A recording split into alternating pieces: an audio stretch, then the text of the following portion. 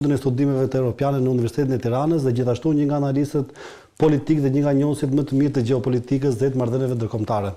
Ermir, kënaqësi të kemë në studio. Faleminderit Marsit, kënaqësi ime. Dua ta fillojmë direkt tek këtë emision Ermir me marrëveshjen e paqes së Trumpit midis Rusisë dhe Ukrainës. Një pyetje shumë e thjeshtë. Kush fiton dhe kush humbet? Ne kemi diskutuar, madje ka ndodhur që të jemi bashkë në këtë diskutime edhe në emisione të tjera. Unë kam thënë që në fillim të herës që Ukraina ka humbur luftën. Fakti që zgjati kaq shumë dhe ne ndodhemi në këtë situatë sot, duket që jo vetëm që ka humbur luftën, por ka humbur shumë më tepër se sa luftën. Po. Në qoftë se dorim të analizojmë arsyet pse jemi në këtë pikë, janë të panumërta, një pjesë e tyre janë ezauruar, megjithatë fakti që jemi në prag të një marrëveshje, unë mendoj që kjo është fitoria numër 1 e Ukrainës. Sepse nëse lufta dhe konflikti do vazhdonte më gjatë, Ukraina rrezikonte të humbte shumë më tepër se kaq. Kush ka humbur dhe kush ka fituar. Shiko, pasojat e luftës në Ukrainë nuk lidhen vetëm me Ukrainën. Ndoshta ne do ndalemi çfarë ka fituar dhe çfarë ka humbur Ukraina deri tani pas kësaj marrëveshje, por pasojat janë shumë më tepër se Ukraina. E para një herë që agresioni rus për herë të parë pas luftës së dytë botërore hapi një precedent shumë negativ. Që dushimi i territoreve dhe etja për pushtet dhe etja për dushimin e këtyre territoreve dhe përshtimin e territoreve, që është një fenomen shumë i vjetër. Ndërkohë që duket sikur sot e drejta ndërkombëtare publike rregullon, po nuk kishte ndodhur në këtë formë që nga lufta e dytë botërore. E drejtë. Kështu që pasojat janë të jashtëzakonshme. Imagjinoni Kinën me Tajvanin për shembull, që praktikisht një konflikt tjetër që mund të jetë precedenti i ngjashëm ose Kipër turke për shembull. Po, që ka kaq kohë që ka shpallë sovranitetin, por një vetëm Turqia. E kështu me radhë. Domethënë, e para një herë që është fenomeni i parë i pastër i një agresioni i cili thyen ligjin ndërkombëtar. Kombët e Bashkuara u treguan të paafta për ta zgjidhur. Unioni Euroatlantik për hir të vërtetës gjithashtu dështoi. Pse mendon që nuk patën mundësi të reagonin ose më saktë ishin imponuese, Ermir? Sepse rënja e fuqisë europiane, rënja ekonomike, mungesa e bashkëpunimit midis vendeve anëtare të NATO-s, apo ka qenë dhe një problem i kryesisë që në atë kohë ka qenë presidenti Biden i Shtetet e Bashkuara të Amerikës? Të gjitha kanë pjesën e vet Marsit, por për te analizave emocionale, faktet treguan që konflikti, agresioni rus në Ukrainë do ishte në të tilla nivele, sepse më përpara ne kishim problemin e Krimes dhe bota reagoi dobët. Diplomacia imponuese nuk funksionoi. Kishim problemin e Gjeorgjisë, apo jo, pak më herë, 2008 mos gaboj. Dhe bota, po kur themi bota, flasim për perëndimin sepse ajo na intereson. Domethënë, rreziku është përsëritja e gabimeve të shkuarës.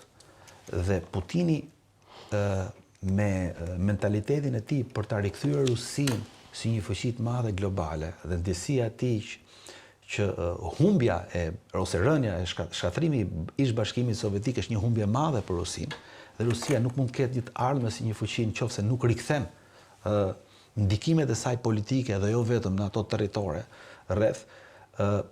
Putin e ka bërë të vuajë gjithmonë këtë testë. Madje ka shprehur, më fal për ndërhyrjen Ermir, që dita më e keqe e dëstime, ka thënë, ka qenë kur kam dëgjuar në media që Bashkimi Sovjetik ra për shkak të perestrojkës dhe Gorbaçovit, pra idesë reformave dhe patjetër. Do me thënë që Putini që po ta shikosh trajektorin politike të Putinit dhe sjelljen e tij politike që nga momenti që u afrua tek zyra e presidentit Yeltsin dhe më pas kur u bë president, ai është shumë i qartë. Po, që kur filloi sulmet në Çeçeni, ai është shumë i qartë në projektin e tij.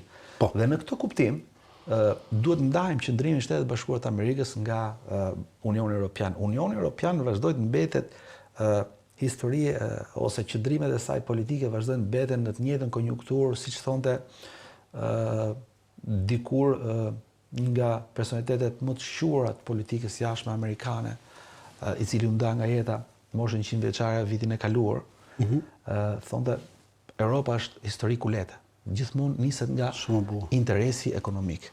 Ndërkohë që Europa, si thua, e vuan presionin që Shtetet e Bashkuara të Amerikës nuk e trajtojnë si një fuqi globale, por si një fuqi rajonale, ka shumë gjëra për të ndrequr brenda vetes vet, sepse përgjithsisht Unioni Evropian, kur flasim Europa, Unioni Evropian, kufizohet vetëm qëndrime politike. aftësitë e saj ushtarake që fillim viteve 2000 nuk kanë lëvizur fare, megjithëse janë marrë disa vendime që të krijojë një identitet saj mbrojtës. Unioni Evropian nuk ka arritur ta krijojë. Dhe sot jemi në këtë pikë kur në shtëpinë e bardhë vjen një president i cili do të zgjidhë problemet si një biznesmen. Të ridimensionon gjë politikën e jashtme? Patjetër, dhe ai shikon politikën, marrëdhënien ndërkombëtare në interes të vendit të shtetit të tij. Make America Great Again thotë që jam unë pastaj gjithë tjerët. Po kjo është diferencë e madhe, domethënë, dhe për herë të parë ne kemi këtë lloj çarje. Përgjithsisht analistët po i shmangen këtij leksiku.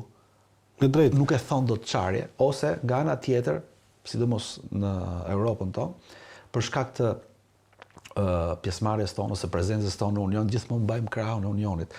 Unioni duhet të jemi të qartë për gjë. Euroatlanticizmi nuk jeton dot pa Shtetet e Bashkuara të Amerikës. Ai është feneri.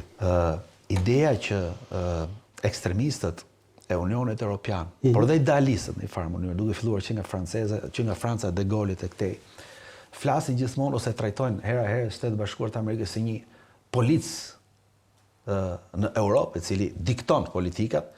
Pyetja thjesht që mund bëhet, dhe është një pyetje logjikshme, racionale. Pse keni nevojë për këtë policë? Është dobësia juaj për të krijuar një politikë të jashtme të qëndrueshme, për të qenë aktor global, jo vetëm në kontekstin ekonomik, e cila patjetër që është Unioni është absolutisht një forcë e madhe ekonomike, por ka nevojë edhe për ndërhyrje. Ideja e thash në fillim të herës, ideja e diplomacisë butë, që pas rënies murit Berlinit në 90-ën deri tani nuk ka funksionuar, të paktën ato nivelet e pritshme, për një arsye shumë të thjeshtë, Marsit. Nuk ka një marrëveshje ndërmjet fuqive të mëdha për marrëdhëniet ndërkombëtare, për gjeopolitikën botërore. Kur them fuqitë e mëdha, tre kryesisht: Shtetet e Bashkuara, Rusia dhe Kina. Ndërkohë që mungesa e kësaj marrëveshje na ka sjellë në një moment tani që nuk bëhet fjalë thjesht por tre fuqi të mëdha globale, po dalin fuqi rajonale, të cilët gjithashtu do jenë pjesë e kësaj tryeze. Të mos harrojmë që gjithnjë më tepër, ne po flasim që para viteve 90 ishte Shtetet e Bashkuara të Amerikës folën hapur për rendin e ri botror, dhe ne akoma nuk kemi një projekcion të qartë se çfarë flitet, çfarë do jetë ky rendi i ri botror. Dhe në këtë situatë, në këtë vakum, fuqitë e mëdha përpiqen të marrin sa më shumë ndikime territore, gjeoekonomi po themi, që kur të vi momenti për të ullur në tërezën e mëdha, secila të ketë sa më shumë bonses. Një pyetje, e drejtë, e kuptoj. Nëse më lejon, sepse pyetja ishte, edhe kërkoj ndjes si u zgjerua. Po këto janë analize që nuk mund të qëndrosh domethënë, nuk i shikon dot vetëm në një kënd. Jam dakord, sepse janë me dimensione ndryshme të cilat kanë të bëjnë me thelbin. Po agresioni rus në Ukrainë është një proksi botror, nuk është një proksi rajonal. Dhe kjo është e vërteta, dhe më është prova e parë që u përplasën fuqitë e mëdha. Tani të merremi pak me Zelenskin, sepse në kryet e kritikave, ashtu sikur si ishte në kryen e listave të herojëve të saj lufte, në thojse, që do ta thonim, ishte Zelenski, i cili dilte me veshjen ushtarake, i cili dilte si njëri që po e vuante i përgjumur që mendonte për popullin e vet. Ai shikosh pasqyra si një martir në atë kohë nga media në fillimin e luftës. Dhe u kthye deri në një mit, ishte një njeri i cili mendon për popullin e vet. Mendimin tim ishte një mit i fryrë. Jo sepse veproi gabim për hir të vërtetës, sepse u ndodh para një agresioni, por për mendimin tim, nuk diti të bënte negociata politike. Ndoshta do thuash që tani është letër mirë të flasësh, por unë kam thënë që në fillim të herës, ai duhet të kishte shmangur një përplasje direkte me Rusin. Nuk ishte ndonjë problem i madh, sepse pika ku kap fort Rusia për agresionin, pavarësisht se kishte aneksuar Krimen më herët, ishte antarësimi i Ukrainës në NATO. Shtyhemi, fito kohë. Njëjtën gjë ka bërë Bashkimi Sovjetik kur ra carit. Njëjtën gjë ka bërë Gjermania lindore. Gjermania kur pranoi gjysmën e saj të menaxhohej nga rusët, fito kohë një herë. Dhe pastaj sepse nuk fryn erat nga ty. Ndoshta këtu ka patur një rol negativ edhe pjesa entuziaste e vendimmarrjes europiane, e cila e shtynte pafundësisht një nga shtysit në mbështetjet më të mëdhej politikisht. Zelenski ka qenë Unioni për hir të vërtetës, edhe Shtetet e Bashkuara, po Unioni. Edhe tani që po flasim për një marrëveshje, Gjermania, Franca kanë dalë hapur kundër marrëveshjes, po sigurisht që tonat nuk janë aq të egra. Tonat janë, si thuash, sa për të shfaqsuar, sepse të gjithë e kuptojnë që ky konflikt nuk mund zgjas më shumë, dhe sa më shumë zgjasi, ajo që humbet përveç Ukrainës sigurisht është Unioni Evropian, kriza e madhe ekonomike, sidomos energjetike, ngriti çmimet dhe ne dim efektet e saj në Union. Po. Tashmë ka filluar të flitet, ka zëra në Unionin Evropian, cilët po flasin për një rikthim të marrëdhënieve ekonomike me Rusinë. Kështu që pasojat e para ishin të Zelenskit. Zelenski me arritjen e një marrëveshje, po themi, të gjatë, patjetër që rrezikon pushtetin e tij politik. Sot që po flasim, sondazhet tregojnë që 50% e ukrainësve mbështesin jo vetëm një marrëveshje me Rusinë, por edhe dhënien, lëshimin, si thuash, të një pjesë territori të Krimes, posaçërisht në këmbim të një paqe. Klitschkov, kryetari i Bashkisë Kievit, ka dalë kundër vazhdimësisë luftës dhe shprehu qartë para disa ditësh, është e dhimbshme, por ne duhet të tolerojmë, duhet të lëshojmë territor për të arritur një paqe të qëndrueshme. Me pak fjalë, kanë humbur shpresat e Ukrainës për të arritur një armë pushim ku të dali disi e balancuar. Dhe Zelenski është në fundin e tij politik, në momentin që nënshkruhet marrëveshja, mos harroj që ka kaq kohë që mandati i tij si president ka mbaruar dhe për shkak të ligjit të luftës vazhdon në mënyrë inerte. Tani, çfarë parashikon? Merremi pak me armë pushimin nëse mund ta di kushtet, atë të pyesë se në pyetje. Çfarë janë kushtet e kësaj marrëveshje të paqes ose çfarë pritet të negociohet në këtë marrëveshje? Tani, e vërteta është Marsit që ka një vështirësi në arritjen e marrëveshjes. Nëse ju kujtohet, presidenti Trump gjatë fushatës premtoi që brenda një jave do mbyllte konfliktin. Fali për gjitha konfliktet të botë, si për konfliktin në Palestinë, si për konfliktin në Rusi. Po konflikti Ukrainës ishte një mbyllje me telefon, domethënë, ishte shumë i egzageruar. Megjithatë, ja ku jemi sot dhe edhe në takimet e djeshme që janë bërë ose kësaj jave, Shtëpia e Bardhë pretendon ose deklarohet pohon që jemi pranë një armë pushimi, po nga ana tjetër, një marrëveshje, po nga ana tjetër mos harro që kanë nxjerrë dhëmbët në një farë mënyre. Po. Nëse nuk do pranohet, ne heqim dorë si ndërmjetës. Ndodhi dhe precedenti i parë, kur ishte i ftuar Zelenski në Shtëpinë e Bardhë që pam tensionin midis G.D. Vencit, Trumpit dhe ai ishte një shfaqje politike e tepruar për mendimin. Po para sepse ndodhte ashtu situatës.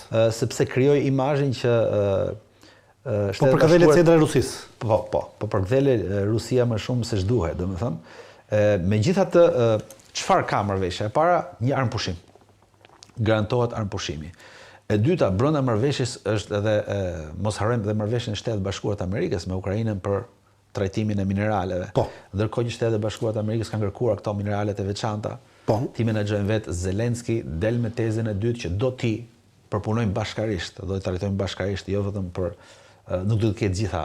Edhe kjo bëhet fjalë gjithmonë që këto minerale mendohet që janë diskutohet që janë në pjesën lindore të Dniperit, domethënë nga pikërisht nga pjesa ku është konflikti tani. Po.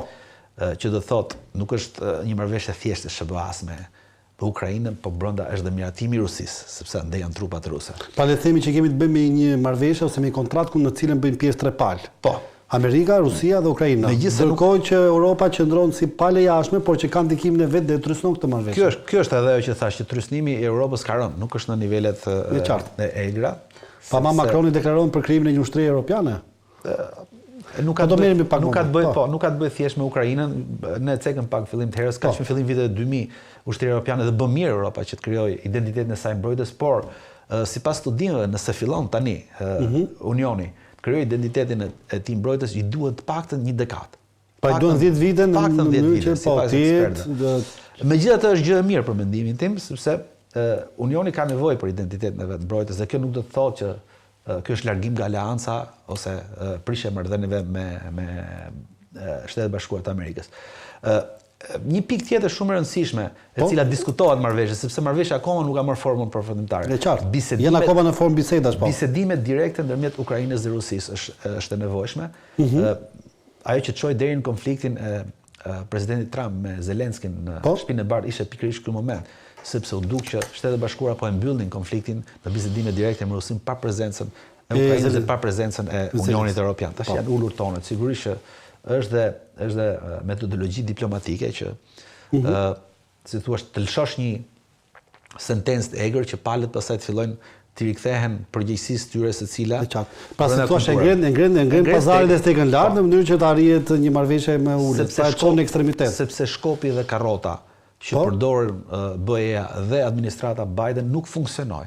Po, kjo pa qartë, për shkak të mënyrës se si rodhen gjërat. Sanksionet që u vunë Rusisë nuk funksionuan. Erdhën arrestet që dolën për Putinin, po ashtu nuk funksionuan. Patjetër, Rusia pati rritjen ekonomike më të madhe në Europë. Vitin e kaluar, 2 vitet e fundit ndërkohë që është në luftë. Kështu që sepse Rusia ka një karakteristikë Marsit, 70% e prodhimit rus varet nga burimet, jo nga industria, dhe jo nga zhvillimi, dhe jo nga ekonomia. Dhe Rusia 70% është shumë, domethënë, dhe nuk i bëjnë dot gjë sanksionet.